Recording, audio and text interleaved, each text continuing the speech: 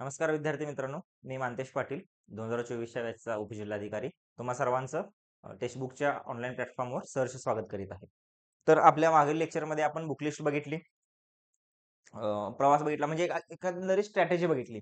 तर आजच्या लेक्चरला आपण आपला जो मुख्य एक विषय आहे जीएस जीएस 4 जीएस सोबतचाच आहे एसे रायटिंग निबंध. तर निबंध एक चांगला आकर्षक निबंध कसा लिहायचा, एक निबंधाची बेसिक आराखडा कसा असावा, काय असावा या संदर्भातलं एक बेसिक लेक्चर आपण या ठिकाणी घेणार आहोत. तर निबंध लेखनाचा मास्टर प्लॅन म्हणजेच काय, निबंध का महत्वाचा आहे हे मी अगोदरच्याही लेक्चरला सांगितलेलं आहे. आणि तो त्याचा आपल्याला काय करायचा 250 गुणांसाठी पेस्टल फ्रेमवर्क काय आहे तो आजच्या लेक्चरला मी तुम्हाला सांगणार आहे. तर निबंध का ऍड केला असेल बाबा आपल्याला? हम्म. निबंध कमी मेहनतीत सर्वाधिक गुण मिळणार आहेत आपल्याला. मिळणार आहेत का? आपण कालची बुक लिस्ट बघितली असेल तर बघा, मला सांगा GS1 ला किती बुक्स आहेत? म्हणजे GS1 मध्ये हिस्ट्री आहे, GS1 मध्ये जिओग्राफी आहे, GS1 मध्ये काय आहे सोबत, आर्ट अँड कल्चर आहे, इंडिया आफ्टर इंडिपेंडन्स आहे. ह्या सगळ्या गोष्टी ऍड आहेत. त्याच्यासोबत प्रत्येकाचे एक दोन दोन दोन पुस्तक म्हणले तर जवळपास 8 ते 10 संदर्भ ग्रंथ GS1 साठी आहेत. GS2 साठी थोडे कमी आहेत, 3 ते 4 असतील. GS3 GS4 यांच्यासाठी सुद्धा संदर्भ ग्रंथ 5-5 6-6 पुस्तकं संदर्भ ग्रंथ आहेत. आणि एवढा अभ्यास करून आपल्याला 250 मार्काचा पेपर लिहायचा आहे. आणि निबंधासाठी आपल्याला एवढेसे काही संदर्भ ग्रंथ आहेत का? नाही, एक काही टेक्निक आहेत. आणि GS1 to 4 मध्ये जो आपण अभ्यास करणार आहे त्याचा वापर आपल्याला कुठं करायचा आहे? निबंध लेखनामध्ये. त्यामुळं टॉपर्सचे सरासरी गुण किती असतात? टॉपरचे गणना म्हणजे MPSC आपल्याला माहित नाही टॉपर्स अजून ह्या वर्षी रिझल्ट अजून लागणार आहे 25च्या पेपरचा डिस्क्रिप्टिव्हचा. तर UPSCचे टॉपर्स बघा, 2022 बघा, 23 बघा, 24 बघा. टॉपर्स काय आहेत? जवळपास 850च्या आसपास त्यांचे लिखाणाचा मार्क्स असतात 1750 पैकी. तर त्यामध्ये त्यांना निबंधामध्ये काहींना 100 110 120 130 140 इथपर्यंत मार्क आहेत. 132 मार्क आहेत 2023 ला मला वाटतंय. एक्झॅक्ट मला आठवण आता. पण टॉपर्सची सरासरी 120 ते 140च्या दरम्यान मध्ये असते. टॉपर्स तोच व्यक्ती होतो जो इथं मार्क्स चांगल्या पद्धतीने मिळवतो. कारण काय, GS1 2 3 4 ह्यामध्ये अनेक प्रयत्न करूनही 100 ते 110 हा ॲव्हरेज स्कोर आहे. 100 म्हणजे टॉपर्सचा ॲव्हरेज स्कोर आहे. आणि टॉपर्स पेक्षा कमी लोकांना मग 90 80 एवढेच मार्क मिळतात. कारण काय, जीएस तशा पद्धतीने डायनॅमिक आहे, वास्ट आहे. प्रत्येकाचं ऍप्लिकेशन वेगळं आहे आणि रिक्वायरमेंट वेगळी आहे. मुळात काय आहे, रिक्वायरमेंट वेगळी आहे. इथं तुम्हाला नॉलेजची रिक्वायरमेंट आहे आणि इथं तुमच्या विचारसरणीची, तुमच्या योग्य मांडणीची रिक्वायरमेंट आहे. त्यामुळे इथं ज्याला चांगले मार्क येतात ना, तो खरं बघा ना, इथं 100 आणि इथं 20 मार्काचा फरक आहे डायरेक्ट. 20 मार्कामध्ये जवळपास 200 ते 200 मार्कानं काय म्हणतो आपण, रँक चेंज होत असते.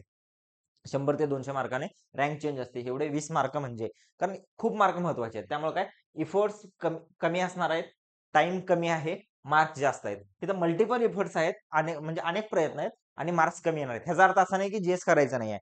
जीएसच्या ज्ञानाचा उपयोगच आपल्याला निबंधासाठी होणार आहे. जीएसला जो ज्ञान आहे त्याचा उपयोग आपल्याला निबंधासाठी होणार आहे. पण ह्याच्याकडे दुर्लक्ष करून चालणार नाही, की जीएस केल्यावर निबंध आपोआप होईल असंही करून चालणार नाही. त्यामुळे आपल्याला आठवड्याला एखादा निबंध लिहिणे, तो चेक करून घेणे हा गरजेचं असणार आहे. एकूण वेटेज किती आहे? 250 मार्क.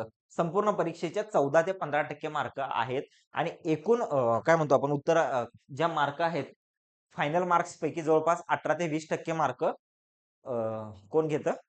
एसे मुळे मिळतात. त्यामुळे इतर जीएस विषयांच्या तुलनेत निबंधात कमी मेहनतीत जास्त गुण मिळवता येतात. फक्त मांडणी कशी पाहिजे?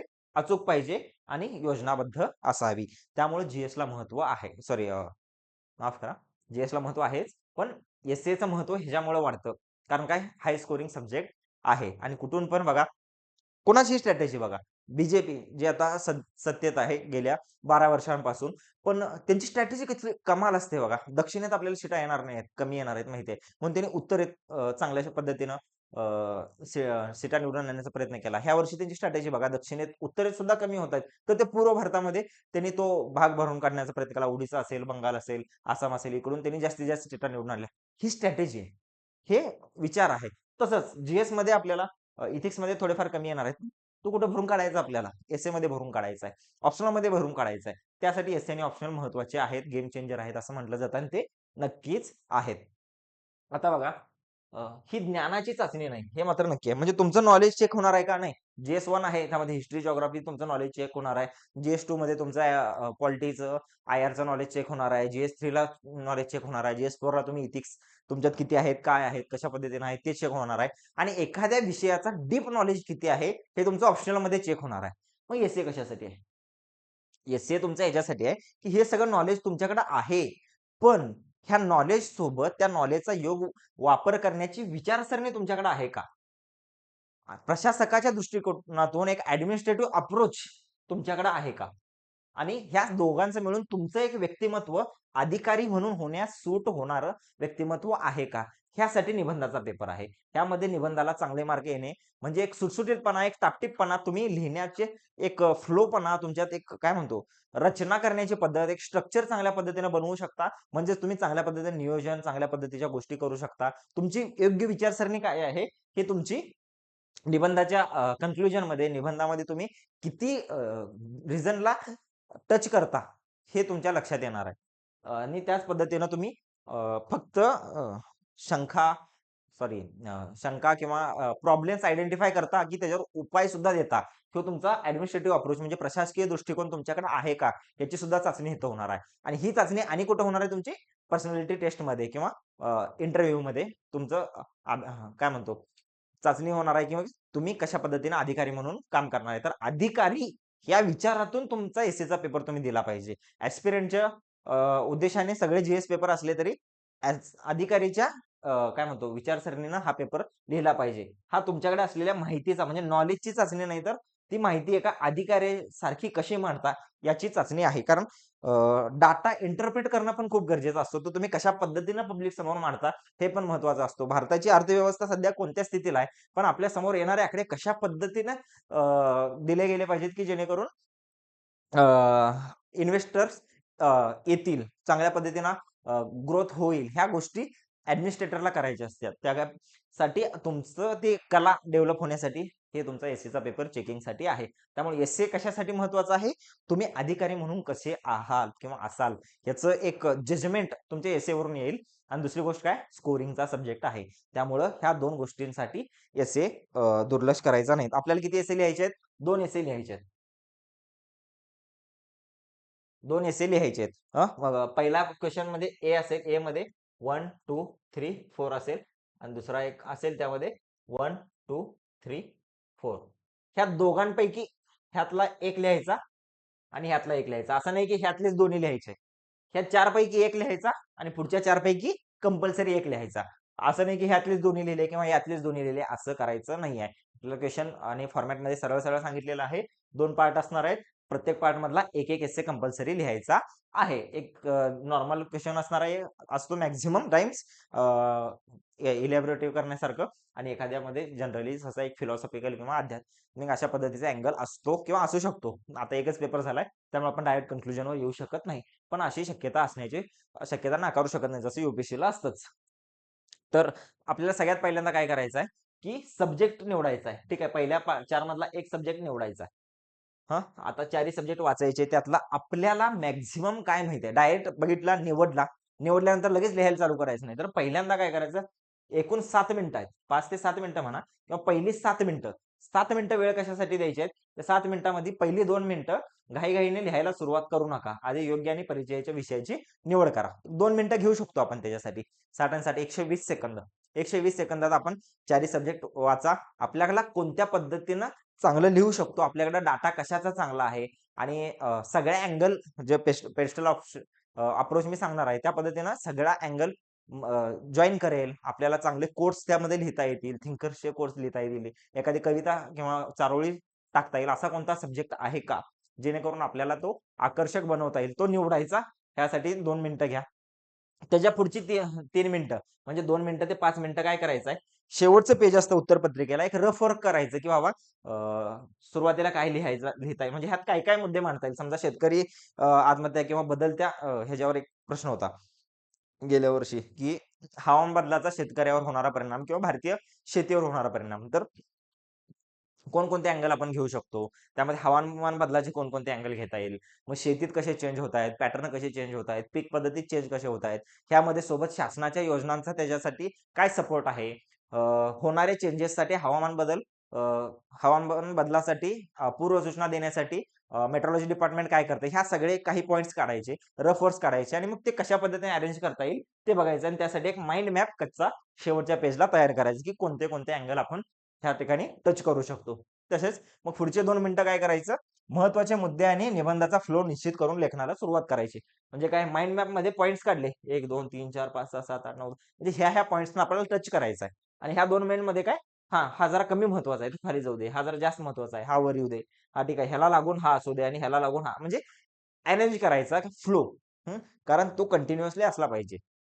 कारण सगळ्यात महत्त्वाचा मॅटर काय, आपल्या लेखनातली रसाळता किंवा फ्लोपणा. आपण एखादी कादंबरी वाचतो, का वाचतो? कारण त्याच्यामध्ये एक चांगला फ्लो आपल्याला मेंटेन राहिलेला असतो.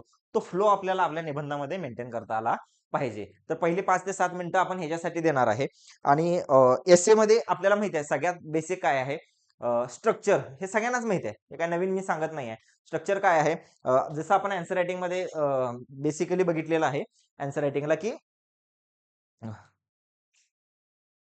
इंट्रोडक्शन, मेन बॉडी आणि कन्क्लुजन सेम सुद्धा असणार आहे आपल्या निबंधासाठी. इंट्रोडक्शन म्हणजे ह्याच्यासाठी 10 ते 15% जागा द्यायची आहे. आपल्याला किती 1000 ते 1200 शब्दामध्ये लिहायचं आहे.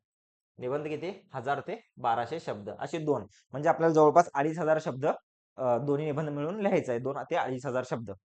सुरुवातीला 4 ते 5 ओळींमध्ये काय लिहायचं आहे? इंट्रोडक्शन. इंट्रोडक्शनमध्ये त्यानंतर काय लिहायचं आहे? मुख्य भाग. जो मॅक्सिमम पार्ट कशाचा असणार आहे? मुख्य भाग. ह्याच्यामध्ये तुमचा टेक्स्टल अप्रोच पूर्ण येणार आहे. सगळ्या भाग कन्क्लूड करायचे आहेत. आणि सगळ्यात शेवटी एक शेवटचा 1 किंवा 2 पॅराग्राफमध्ये आपल्याला कन्क्लुजन द्यायचं आहे आणि तो कसा असला पाहिजे? आशावादी, मी प्रचंड आशावादी, मी भविष्यवादी आणि उपायात्मक सगळ्यात महत्त्वाचा आहे. उपायात्मक म्हणजे जर एखादी निबंधाचा विषय तुम्ही चूज केलेला जर असेल आणि तो प्रॉब्लेमॅटिक असेल, तर त्या प्रॉब्लेमवर उपाय दिला पाहिजे. अपेक्षित काय आहे आयोगाला? एखाद्या अधिकाऱ्याने ह्याच्यातून मार्ग काढणे आणि तो मार्ग दाखवला तर तुम्हाला निश्चितच 5 ते 10 मार्क, 2 मार्क एज मिळू शकतो. तर बघा आता सुरुवातीपासून बघूया. इंट्रोडक्शनमध्ये काय लिहितो? इंट्रोडक्शनमध्ये काही जण कवितेने करतात. एखाद्या प्रसिद्ध कवितेची ओळ लिहितात किंवा शिक्षणावर असेल तर "विद्येविना मती गेली, मतीविना गती गेली." खचले म्हणजे महात्मा फुलेंच्या त्या कवितेनं सुरुवात करतात किंवा काही जणांना तोंडपाठ कविता असतात. त्यांनी केली उत्तम, चांगलं आहे. पण तुम्हाला जबरदस्ती करू नका. फ्लुएंटली आले तर करा. म्हणजे काहींना तुकोबारायांची एखादी ओळ आठवेल, वृक्षवल्ली आम्हा सोयरे पर्यावरणाच्या बाबतीत असेल तर, तर त्यांना सुरुवात करू शकता. चांगली गोष्ट आहे. त्यांना सुरुवात म्हणजे सुरुवात वेगवेगळ्या पद्धतीने करता येते. एक 4 मी तुम्हाला फक्त दाखवायचे म्हणून आणलेले आहेत. ह्याच्या पलीकडे अनेक जण करतात. मग हे कसं करा, तर तुम्ही टॉपर्सची एसे वाचा. गेल्या वर्षीचे टॉपर्स असतील. फक्त यू-पी-एस-सीचेच नाही, तर एम-पी-एस-सीचे सुद्धा कारण एसएचा पेपर एम-पी-एस-सीला सुद्धा होता. मग त्यातले मराठी, इंग्लिशचे एसेचे आर-टी-आय टाकून मागवलेले क्वेशन पेपर आणि आन्सर शीट तुम्हाला मिळतील. तर त्या टॉपर्सने लिहिलेले चांगल्या पद्धतीने आन्सर लिहिलेले आहेत. म्हणजे ज्यांना 70-70 मार्क 100 पैकी पडलेले आहेत. अशा लोकांचे एसेचे पेपर वाचा. ते छोटे एसे आहेत, पण ते तुम्हाला नवीन-नवीन कल्पना मिळतील. तर कविता न करू शकता, दुसरं सुविचार असेल, हां, महिलांच्यावर असेल, तर यत्र रार्यन्तु पूजन्ते रमन्ते तत्र देवता म्हणजे सुरुवात तशा पद्धतीने करू शकता. चांगल्या कोटेशननं करू शकता किंवा गांधीजींनी एखादं सांगितलेलं कोटेशन असेल, eye for eye, make whole world blind म्हणजे त्याच्याशी संदर्भात असेल तर, म्हणजे विषयाशी सुसंगत असेल तरच कोटेशन आणि कविता टाकायच्या. अन्यथा न टाकता पूर्ण ह्याच्यात एकही कोटेशन नसेल, तरी सुद्धा हरकत नाही. हे माझं वैयक्तिक मत आहे. पण कोटेशन जबरदस्तीने घुसवायचे नाहीत. आपल्याला पाठ नसतील, येत नसतील, तर काहीही टाकायचं नाही. त्यामुळे काय करायचं कोटेशनचे काही गोष्टी असतात आम्ही तुम्हाला उपलब्ध करून देऊ. मार्केटमध्ये टेलिग्राम चॅनलवर फिरत असतात. तर ते काही कोटेशन्स पाठच करून ठेवायचे आणि ते काही असतात जनरलाइज एक वेगवेगळ्या विषयांना ते स्पर्श करू शकतात.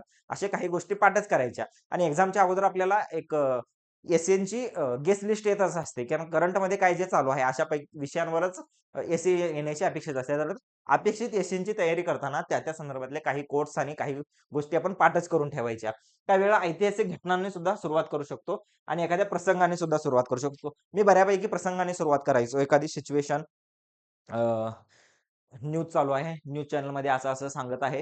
त्याचा इम्पॅक्ट पुढच्या व्यक्तीवर पडतोय. म्हणजे अशी एखादी केस स्टडी टाइप तयार करायची. त्यानंतर एक व्यक्ती सांगू लागला, की अशी-अशी म्हणजे आपण ते कहाणी एसे म्हणजे काय तुम्हाला निबंधच लिहायला ते कहाणी पद्धतीनं तुम्हाला त्या वाचकाला, त्या एक्झामिनरला गुंतवून ठेवायचं आहे. तशा पद्धतीने तुम्ही सुरुवात करू शकता किंवा ऐतिहासिक आता महिला सक्षमीकरणावर गेल्या वर्षी प्रश्न आला होता, की काय होतं तो महिलांच्या बाबतीत स्त्रियांचे समाजातील दुय्यम स्थान आणि नाहीसे होण्यासाठी मानसिकता बदलणे गरजेचं आहे. स्त्रियांचे दुय्यम स्थान बदलण्यासाठी मानसिकता चेंज आता मानसिकता चेंज होण्यासाठी तुम्ही या ठिकाणी एखादं ऐतिहासिक उदाहरण कुठलं देऊ शकता? सावित्रीबाई फुलेंचं उत्तम आहे. सावित्रीबाई फुले आहेत. त्यांच्यासोबत त्यांचे सहकारी शिक्षिका आहेत आणि ते शिक्षणासाठी जातायत आणि लोकं त्यांच्या अंगावर काय फेकतायत? चिखल फेकतायत, शेण फेकतायत, दगड फेकतायत. ते आत गेले. त्यांनी आपले वस्त्र चेंज केले आणि नवीन वस्त्र परिधान करून त्यांनी मुलींना शिकवायला चालू केलं. मग हे करण्यासाठी त्यांनी लगेच काय दुसरा दगड उचलून लोकांवर टाकला नाही. त्यांनी त्या प्रयत्नातून लोकांची मानसिकता चेंज झाली आणि आज मानसिकता चेंज झाली म्हणून एवढ्या मोठ्या प्रमाणावर मुली आपल्या महिला भगिनी आपल्यासोबत शिक्षण घेत आहेत, वेगवेगळ्या उच्च पदांवर काम करतायत. मग ही मानसिकता बदलाचं उदाहरण तुम्ही त्या ठिकाणी देऊ शकता.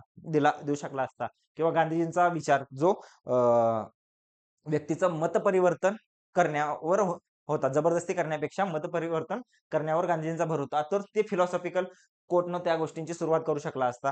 म्हणजे ऐतिहासिक घटना असतील किंवा एखादा प्रसंग तुम्ही तयार करू शकला असता. काही मित्र बसले, त्यांच्या चर्चा झाली आणि त्यातून काही गोष्टी घडल्या.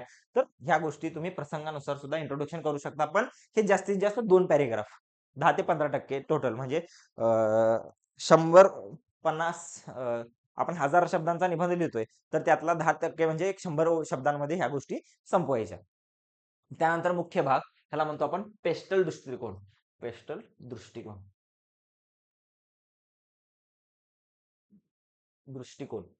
बहुआयामी विश्लेषण. पेस्टल आता हे सगळेजण सांगतात पेस्टल अप्रोच वापरा, पेस्टल अप्रोच वापरा. पण पेस्टल अप्रोच तयार कधी होणार आहे तुमचा? ज्यावेळी तुमचा GS1 चा तयार आहे, GS2 तयार आहे, 3 तयार आहे, GS4 तयार आहे. 4ही GSचा अभ्यास झाला, तर त्या सगळ्यांचा अप्रोचचा उपयोग कुठे होणार आहे आपल्याला?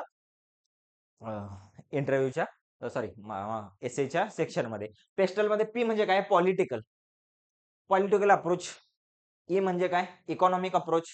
एस म्हणजे काय? Social approach. टी म्हणजे काय? Technological approach.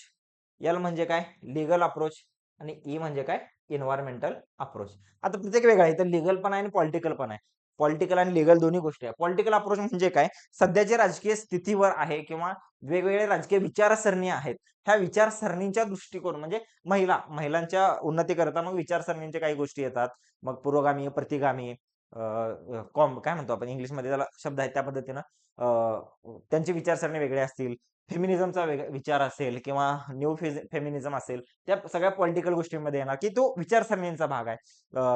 काही गोष्टी कशा घडत आल्या, महिलांसाठी राजकीय आरक्षण देण्यात आलं, नवीन शक्ती कायदा आहे, नारी शक्ती अधिनियम आहे. ह्या सगळ्या गोष्टींचा अप्रोच कुठे येणार आहे? पॉलिटिकल बाजूमध्ये येणार आहे आणि तो त्या पद्धतीने आपल्याला मांडता येईल. त्यामुळं पॉलिटिकल बाजू होईल. दुसरी इकॉनॉमिकल. इकॉनॉमिकल महिला सशक्तीकरणासाठीच्या गोष्टी मध्ये इकॉनॉमिकल त्यांची स्टॅबिलिटी किती गरजेची आहे. इकॉनॉमीमध्ये एकूण जो सध्या आपला हे आहे काय आहे माफ करा. एकूण आपल्या वर्कफोर्समध्ये महिलांचं प्रतिनिधित्व किती आहे? ते सगळ्या गोष्टी ह्या इकॉनॉमिकमध्ये येणार. ह्या गोष्टींचा व्यवस्थित डाटा करून तो फ्लो वाईज लिहिता येईल, की महिलांचा एवढा अपेक्षित असताना एवढ्या पद्धतीने सहभाग आहे. त्यामुळे महिलांना एम्पॉवरमेंटची अजून का गरज आहे? ह्याचं योग्य पद्धतीने विश्लेषण आपल्याला त्या पद्धतीने करतात. त्याचबरोबर इकॉनॉमिक म्हणजे वर्कफोर्स किंवा कामाच्या ठिकाणी होणारे अन्याय, अत्याचार किंवा त्यामध्ये असणारी असमानता ह्या गोष्टी आपल्याला आर्थिक बाजूमध्ये आणि सोशल बाजूमध्ये सुद्धा मांडता येईल. कारण कामाच्या ठिकाणमध्ये होणारी असमानता ही सोशलमध्ये सुद्धा येते. त्यामध्ये शिक्षण, आरोग्य, संस्कृती. आता संस्कृतीमध्ये महिलांच्यावर असणारी जबाबदारी, मुलांना जन्म देणे किंवा पुढची पिढी वाढवणे, त्या अँगलने सगळ्या गोष्टी इथं आपण अरेंज करू शकतो. शिक्षण आणि आरोग्यामध्ये म्हणजे शिक्षण क्षेत्रामध्ये महिला पुढे असूनही त्यानंतरच्या नोकरीच्या क्षेत्रामध्ये त्या का मागे पडतात किंवा त्यामागचं कारण काय? ह्याच्यासाठी मानसिकताच कशी आवश्यक काय म्हणतो कारणीभूत आहे ते आपण या ठिकाणी लिहू शकतो. आरोग्यामध्ये आपण MMRचा डाटा लिहू शकतो. मॅटर्नल मॉर्टॅलिटी रेट असेल किंवा IMR किंवा बालमृत्यू दर ह्यांचा दर कशा पद्धतीने चेंज होत आला किंवा काय होतोय आणि जसा मॅटर्नल मृत्यू रेट किंवा बालमृत्यू दर कमी होतोय त्या पद्धतीनं महिलांच्यावरचं बर्डन कमी होतंय, नवीन मुलांना जन्माला घालण्याचं बर्डन कमी होतंय किंवा आताची नवीन जी डिंक फिलॉसॉफी आहे, डबल इन्कम नो किड्स, म्हणजे ह्या सगळ्या गोष्टी आपल्याला सामाजिक आणि सोशल अँगलने सांगता येऊ शकतात. त्याच पद्धतीने टेक्नॉलॉजिकल तंत्रज्ञान. तंत्रज्ञानमध्ये म्हणजे बघ काय फक्त एआयच नाही, तर टेक्नॉलॉजिकल क्षेत्रामध्ये महिला किती आघाडीवर आहेत, सायंटिस्ट किती आहेत. इस्रोमध्ये अनेक महत्त्वाचे जे मिशन झाले आपल्या मंगळयानसारखे, त्याचे प्रमुख महिला होत्या आणि त्या कशा पद्धतीने तिथं मानसिकता चेंज झाल्यामुळे त्या पोहोचल्या. त्या संदर्भातला उहापोह आपण टेक्नॉलॉजिकल गोष्टींवर करू शकतो.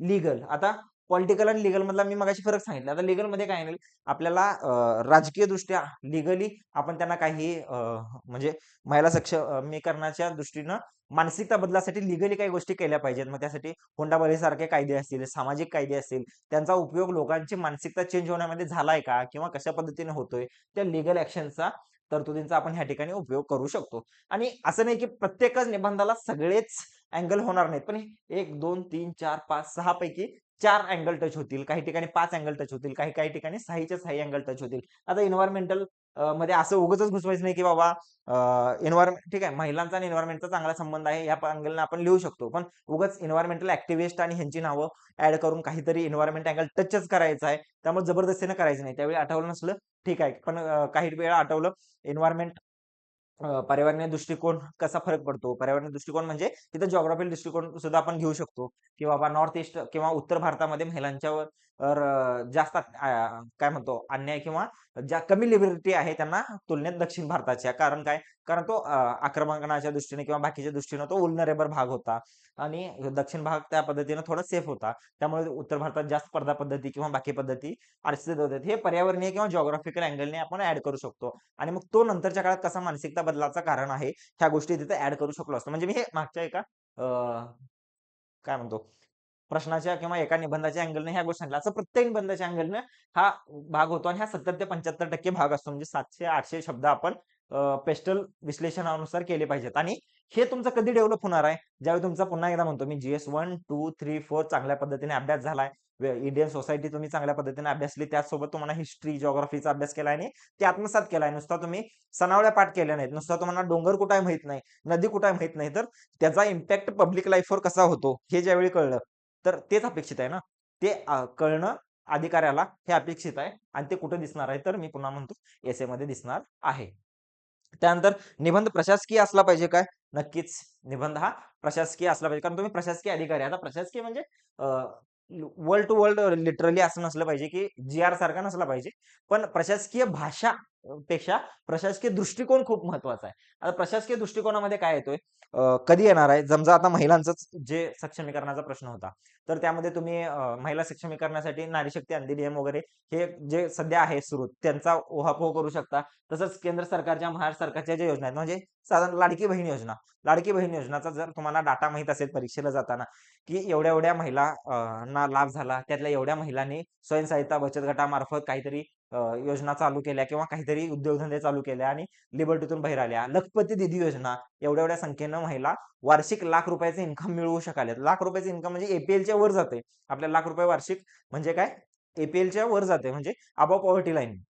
आणि म्हणजे ते पॉवर्टी लाईन जरी खाली असली तरी काय म्हणतो नॉन प्रेफरन्शियल पुरवठाच्या लोकांना कळेल ते, की राशन न मिळवण्यासाठीचे जे लोक असतात एपीएल मध्ये पण सुद्धा जे नॉन प्रायोरिटी सेक्टर आहे, नॉन प्रायोरिटी कार्ड होल्डर त्याच्यामध्ये जातात. तर तेवढी चांगली परिस्थिती जाणे म्हणजे पॉवर्टीतून महिला वर येणे आणि त्याच्या वरच्या स्टेपला जाणे म्हणजे वुलनरेबल सेक्शनच्या पण वर जाणे, हे खूप मोठी गोष्ट आहे. मग ते लखपती दीदी योजना ते कसं महिला च्या लोकांच्या मानसिकतेत कसा फरक पडतोय. बेटी बचाओ, बेटी पढाओ योजना आहे. माझी कन्या भाग्यश्री आहे. त्याच्यामुळं लोकं मुलगाच्या ऐवजी मुलीची जन्माला आल्याचं स्वागत कसं केलं जातंय. ह्या सगळ्या गोष्टी आपण इथे लिहू शकतो. आणि हे स्वागत होणं, हे होणं ह्या अँगलनं का लिहायचं आहे? कारण निबंध आहे मानसिकता. म्हणजे पब्लिक मानसिकता. तिथं जर फक्त वुमन एम्पॉवरमेंट असतं, तर ह्या योजना आणि त्यांचं कारण लिहिलं असतं. पण त्या योजनेमुळे लोकांची मानसिकता कशी बदलत आल्या, हे सरकारी योजनेत चा उहापोह करणं गरजेचं आहे. कारण तुम्ही सरकारी अधिकारी म्हणून काम करणार आहे. त्यामुळे वाचणाऱ्याला हेही जाणवतं, की अरे ह्याला ह्याही गोष्टींचा अनुभव आहे. ह्याही गोष्टींचा लक्षात येतंय, की बाबा एक अधिकारी म्हणून काम करताना ह्याला ह्या योजनेचं पॉझिटिव्ह, निगेटिव्ह काढता येऊ शकतंय. म्हणजे अनेक पद्धतीने अँगलने विचार होतो आणि तुम्हाला 2-5 मार्काचं एज परत मिळू शकतं. त्यामुळे 2-5 मार्काचं प्रत्येक पानावर 2-2 मार्क 1 मार्काचं एज मिळालं, तर 8 ते 9 पानावर आपल्याला 10 ते 15 मार्काचं एज मिळू शकतं. त्यामुळे डेटा आणि आकडेवारी आंतरराष्ट्रीय अहवाल, नीती आयोग किंवा आर्थिक पाहणी अहवालातील विश्वसनीयच डाटा माहित एक काम करायचं ह्या बाबतीत. डाटा माहित असेल तरच लिहायचा, नसेल तर डाटा लिहायचा नाही. चुकीचा डाटा अजिबात लिहायचा नाही. डाटा पाठ करायचा. पाठ होतो एवढं आपले रिव्हिजन जीएसच्या होणार आहेत. त्यामुळे तो डाटा पाठ झाल्यानंतरच इथं लिहायचा. आठवत नसेल तर सुधारणा होत आहे असे लक्षात आलेले आहे असं एखादं लिहायचं, पण चुकीचा आकडा लिहायचा नाही. त्यामुळं डाटा आणि कोणता डाटा वापरणार आहे मगाशी म्हटलं आपण. आंतरराष्ट्रीय अहवालामध्ये काय असणार आहे? M-M-R, H-D-I, gender equality index, gender neutral index ह्या सगळ्या इंडेक्सचा जो आकडेवारी आहे, त्यामुळे भारताची प्रगती कशी झाली आहे. एम-एम-आर मध्ये भारत 100च्या आत आलेला आहे. आय-एम-आर असेल किंवा अ, आणि कोणता असतो बालमृत्यू दर म्हणजे हे वेगवेगळे काय म्हणतो आपण त्याला इंडेक्सेस आहेत. त्याच्यामध्ये कशी भारताची प्रगती होत गेलेली आहे. नीती आयोगाचा जो रिसेंट आकडा आहे, त्याच्यामध्ये महाराष्ट्र टॉपमध्ये आलेला आहे. 10च्या आत आलेला आहे. आपले टार्गेट अचीव्ह झाले आहेत. सस्टेनेबल डेव्हलपमेंटचे टार्गेट अचीव्ह झाले आहेत. त्यामध्ये मानसिकतेत बदल का झाला? दक्षिण भारताचा आणि उत्तर भारताच्या आखाड्यांचा कंपेअर करून सुद्धा आपण सांगू शकतो, की मानसिकता बदलामुळं वुमन एम्पॉवरमेंटला कसा फरक पडलेला आहे. ह्या सगळ्या गोष्टी आपण कुठे देऊ शकतो? डाटा आणि आकडेवारीमध्ये. त्यामुळं डाटा, आकडेवारी, सरकारी योजना आणि काही महत्त्वाचे कोट्स, महापुरुषांचे विचार हे सांगितला, तर तुमचा प्रशासकीय दृष्टिकोन येतो. प्रशासकीय दृष्टिकोन म्हणजे काय? शाब्दिक नाहीये. प्रशासकीय दृष्टिकोन म्हणजे एका प्रशासकाला काय आवश्यक आहे. प्रशासकाला आकडेवारी पाहिजे आहे. प्रशासकाला योजनेचं पॉझिटिव्ह निगेटिव्ह पाहिजे आहे. प्रशासकाला हे कुणाच्या तरी प्रेरणेनं होतंय किंवा काय झालेलं आहे हे माहीत असणं गरजेचं आहे. त्यामुळे आपल्याला शाहू फुले, आंबेडकर आहेत, छत्रपती शिवाजी महाराज आहेत. म्हणजे हे महत्त्वाच्या महापुरुषांचे विचार आपण त्या ठिकाणी टाकू शकतो. महिलांच्या बाबतीत बाबासाहेबांनी दिलेले अधिकार त्यांच्या विचारसरणीचा एखादा कोट टाकू शकतो. काहीच नाही तर मानसिकता बदलासाठी मराठ्यांचे म्हणजे महाराजांनी जे कल्याणच्या सुभेदाराची स्टोरी आहे त्या पद्धतीने सांगू शकतो, की ती कशी कल्याणच्या सुभेदाराला महाराजांनी ओटी भरून परत पाठवलं. त्यामुळं अख्खेकडं संदेश गेला, की परस्त्री माते समान. त्यामुळं मानसिकता चेंज झाली.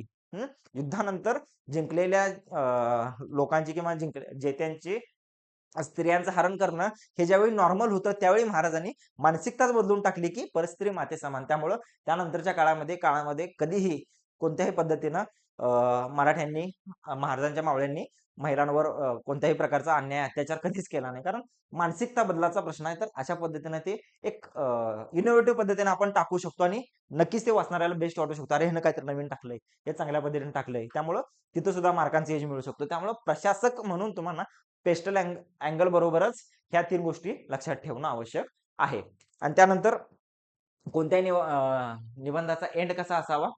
तर भविष्याचा वेध घेणारा किंवा उपचारात्मक असला पाहिजे, आशावादी असला पाहिजे. म्हणजे कायम आलेख वरतीच गेला पाहिजे. समारोप कधीही नकारात्मक नसावा. कितीही निगेटिव्ह विषय असू दे, कितीही निगेटिव्ह आत्महत्यासारखा विषय असू दे किंवा काहीही असू दे. शेवटी ऑप्टिमिस्टिकच दाखवायचं, की ह्या गोष्टीतून आपण बदल घडवू शकतो. फॉरवर्ड लुकिंगच असावा. नेहमी वे फॉरवर्ड द्यायचा. हं. ते आन्सर रायटिंगमध्ये तुम्हाला लक्षात येईल. त्याच पद्धतीने तेच वेगळं काही नाही. तेच आन्सर रायटिंगमध्ये आपण जे करणार आहे, वे फॉरवर्ड देणार आहे, उपचार देणार आहे, भविष्यात आशावाद दाखवणार आहे, ते आपल्याला इथं देता येऊ शकते. फक्त समस्या मांडू नका. एक भावी प्रशासक म्हणून काय सोल्युशन सुचवाल? सोल्युशन पाहिजे आयोगाला. केस स्टडी देण्याचं GS4 घालण्याचं कारणच ते आहे, की आयोगाला काय पाहिजे आहे? सोल्युशन्स पाहिजे आहे. त्यामुळं गिव्ह सोल्युशन्स चांगल्या पद्धतीनं. त्यानंतर कोणता मुद्दा राहिला का बघा एखादा? हां. ह्या 3 चुका म्हणजे अनेक चुका होतात, पण त्यातल्या बेसिक काय 3 चुका आहे? कोटेशनचा अतिवापर. म्हणजे प्रत्येक जण काहीतरी सांगतो, की कोट्स वापरा, शब्द वापरा. कोटेशन नाही आठवले, उदाहरणं द्या. मी मगाशी जे महाराजांचं उदाहरण सांगितलं, की कल्याणच्या सुभेदाराच्या सुनेला महाराजांनी कशी साडी चोळी दिली. असं एखादं उदाहरण द्या. नाही आठवलं तेही देऊ नका. पण बिनकामाचं पाहिजेल आहे म्हणून 4-5 ओळीनंतर एखादं कोट, की गौतम बुद्धांनी असं म्हणलं. नंतर 4-5 ओळीनंतर आणि गेलं, की बाबासाहेबांचं एखादं कोट. 4-5 ओळीनंतर स्वामी विवेकानंदांचं कोट. आणि थोड्या वेळा गेल्यानंतर मग तुकाराम म्हणजे प्रत्येकाचं मला कोट येतायत, मला माहिती आहे म्हणून ते कोंबू नका. हां, सरळ नाही. पाठ केलेले कोटेशन्स किंवा कविता जबरदस्तीने निबंधात कोंबू नका. हा शब्द मी मुद्दाम वापरलाय. कोंबू नका. म्हणजे हा काय म्हणतो पार्लमेंटरी अनपार्लमेंटरी तर नाही आहे, पण नर वापरा. टाकू नकाच्या ऐवजी मी कोंबू नका म्हटलंय, कारण काय कोंबलेलं दिसतं. व्यवस्थित ठेवलेल्या एखाद्या गोष्टीत जर कोणती तरी गोष्ट बाहेरून कोंबली, तर ती अस्ताव्यस्त होते. त्यामुळं कोंबू नका हा मुद्दाम शब्द वापरलाय. शब्द सिलेक्शन सुद्धा जपूनच करायचे एसेमध्ये सुद्धा. विषयाला सुसंगत असल्यासच वापरा, अन्यथा तो पल्हाळ वाटतो. म्हणजे लांबड लावलंय उगाच काहीतरी. टू द पॉइंट बोलायचंय आपल्याला. उगाच पल्हाळ करायचं नाहीये. त्यानंतर बघा लॅक ऑफ फ्लो, असंबंधपणा म्हणजे काय? एका परिच्छेदात तुम्ही सांगताय की ऐतिहासिक संदर्भ देत देत येताय आणि डायरेक्ट तुम्ही सांगताय की ही योजना चालू केल्यामुळे असं झालं. मग त्यामुळे फ्लो काहीतरी मेंटेन पाहिजे. त्यामुळे प्रत्येक दोन्ही परिच्छेदाला जोडणारा एक प्रवाहीपणा असावा. अचानक विषय बदलल्यासारखा बदलावा विषय, पण बदलल्यासारखा एकदम वाटू नये. वेगवेगळे अँगल चेंज करताना त्या पद्धतीचा काय म्हणतो आपण फ्लो लक्षात यावा आणि हे एकदा होणार नाही. मग तुम्ही आजपासून 10, 20, 30, 40, 50 एसे लिहाल. त्यावेळी तुम्हाला लक्षात येईल आणि ते आपोआप चेंज होत जाईल. त्यामुळं ह्या गोष्टी प्रत्येक वेळी लक्षात ठेवा, की करायचं नाहीये तर होऊन जाईल. विषयांतर म्हणजे मूळ विषयापासून भरकटू नका. सुरुवातीला काढलेला माइंड मॅपला शेवटपर्यंत चिकटून राहा. सुरुवातीला आपण एक स्ट्रक्चर तयार करणार आहे. तर त्यातलेच मुद्दे असावे. नवीन काहीतरी आठवतंय म्हणून एक्स्ट्रा विषयाच्या पलीकडे जाऊन अवांतर काही ॲड करायचं नाही. त्यामुळं यशाचा ब्लूप्रिंट एका दृष्टीक्षेपात म्हणजे मास्टर आतापर्यंत आपण काय बघितलं? एसे एसे का महत्वाचा आहे? 120 ते 140 मार्क देतो. टॉपचा पेपर आहे. त्याचसोबत आपल्याला 3 तासामध्ये 2 एसे लिहायचे आहेत. 125 मार्काचे 2 एसे चांगले मार्क्स देतात आणि ह्याच्यासाठी वेगळी तयारी जास्त करायची गरज नसते. आठवड्यातून एखादा एसे लिहू शकतो आपण आणि जीएसच्या पेपरच्या नॉलेजवर आणि आपल्या लेखनाच्या कौशल्यावर आपल्याला इथं मार्क आणायचे आहेत. त्यामुळे पहिले 5 ते 7 मिनिटं मी नियोजनाला दिले होते. प्रस्तावना लिहायचा आहे मुख्य गाभा. ह्याच्यासाठी पेस्टल विश्लेषण आणि पेस्टल विश्लेषणासोबत प्रशासकीय दृष्टिकोनाचे 3 मुख्य स्तंभ ते लक्षात ठेवायचे. त्यासोबत मग आशावादी उपाय द्यायचा आहे. डेटा, योजना आणि प्रशासकीय दृष्टिकोन. प्रशासकीय दृष्टिकोन नेहमी लक्षात ठेवायचा आहे, कारण तुम्ही अधिक कार्यानं लिहिलेलं निबंध वाटावा. म्हणजेच काय? उत्कृष्ट निबंध हा फक्त शब्दांचा खेळ नाही. तो अचूक नियोजन, पेस्टल दृष्टिकोनातून केलेले बहुआयामी विश्लेषण आणि भक्कम प्रशासकीय उपायांचा एक परिपूर्ण संगम आहे. हा मास्टर प्लॅन पाळा आणि 200 पैकी सर्वाधिक गुण मिळवा. सर्वाधिक गुण जो एसेला मिळवतो, तो नक्कीच लिस्टमध्ये असतो. कारण डिसायडिंग फॅक्टर आहे. ऑप्शनल आणि एसे असं म्हणतो. जीएसला आपल्याला एव्हरेज येतात, पण तो चांगल्या पद्धतीने करायचे आहे आणि जीएस चांगला झाला तरच एसे चांगला होतो, हे पण मी सांगतोय. त्यामुळे अवास्तव वेळ एसेला द्यायचा नाही आपल्याला, हेही सांगतो इथंच मी. की खूप वेळ अरे एसे डिसायडिंग फॅक्टर आहे, एसेच करतो, ऑप्शनलच करतो, असंही करायचं नाही. जीएसचा जर आपल्याला डाटा चांगल्या पद्धतीने असेल, तर आणि तरच आपल्या एसे चांगला होऊ शकतो. ठीक आहे. एवढं शॉर्टमध्ये आपण एक एसे चांगला कसा असावा हे बघत आहात. तुम्ही हे लेक्चर बघितला त्याबद्दल सर्वांचं खूप खूप धन्यवाद.